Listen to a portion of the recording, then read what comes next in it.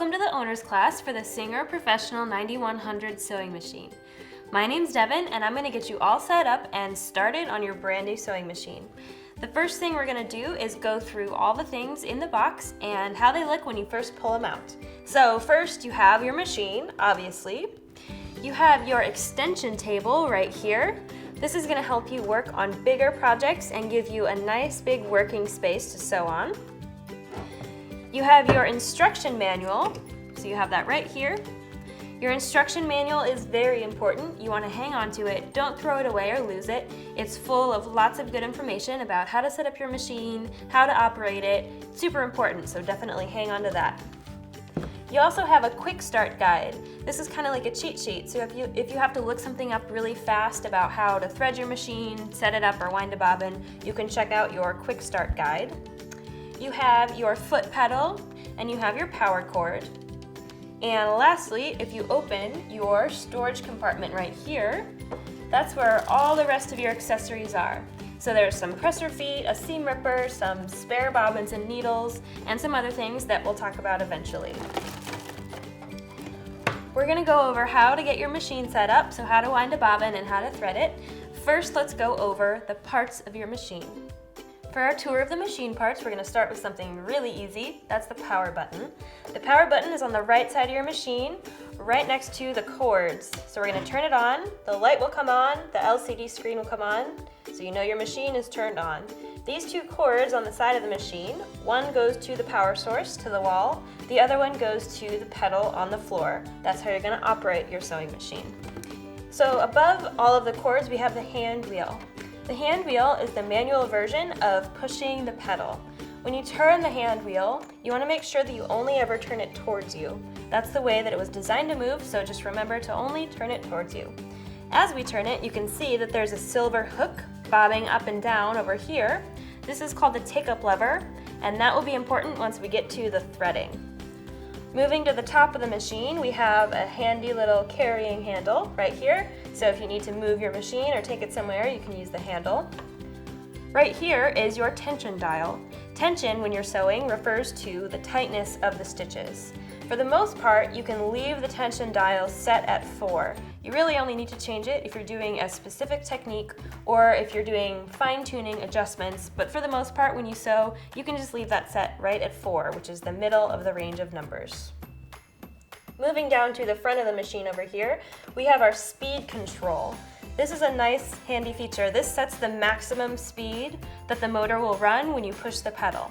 So if you want to only sew very slow, you can put this all the way at the first little arrow, and even if you push the pedal all the way down on the floor, the machine will only sew slow. If you want to just kind of test it out at first, just put it at a medium speed, and that will give you a good idea for a place to start. Below, we have several buttons here.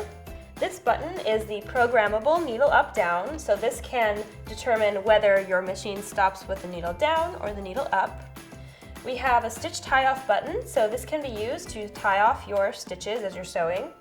This is the reverse button, so we'll use that to back stitch, which is going to be how we secure our seams when we sew.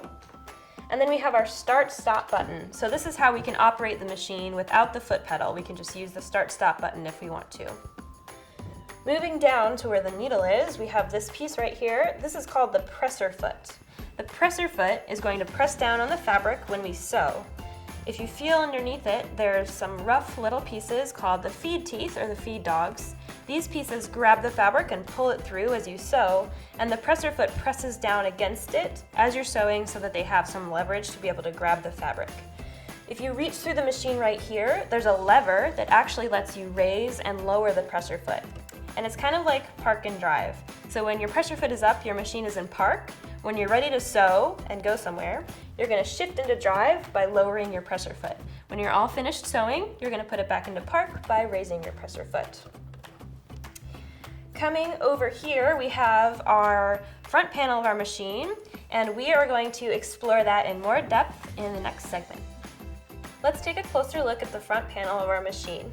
We have an LCD screen here that's displaying what stitch your machine is set on and all the settings. And we have some more buttons underneath. This is kind of like the mission control center of your machine. This is how you tell it what to do. These buttons down here, all the numbers, are your direct select stitches. So this is how you choose some more common stitches that you'll probably use all the time. So you have your straight stitches, some zigzag stitches, a few stretch stitches, and a hem stitch. You even have your buttonhole right here. But this machine has over 400 stitches. So to access those other stitches, you have some pull-down menus at the bottom of the machine. So you'll see there's 3 different stitch menu cards that pull out. The way that you access these cards is by pushing the mode button up here. When the first light is illuminated, that's your direct selection stitches. When you push mode, that goes to the second menu, which is the very first card right here. Pushing that button again moves the light down to your decorative stitches, which is the next menu. And then finally, you have your 2 alphabets right here. So there's the first alphabet and the second alphabet. So that's how you access all those stitches that your machine can do. The buttons directly under the LCD screen are the controls for your stitch length and width. So when you push these, this is your width control, so that's the wider and narrower, and here's your length, so longer and shorter. The machine will automatically go to the default length and width settings when you choose a stitch, but you can of course change them if you want to change them. If you do change them and you want to change back to the default, you can click back until the number is highlighted with a box around it. That's how you know it's the default setting.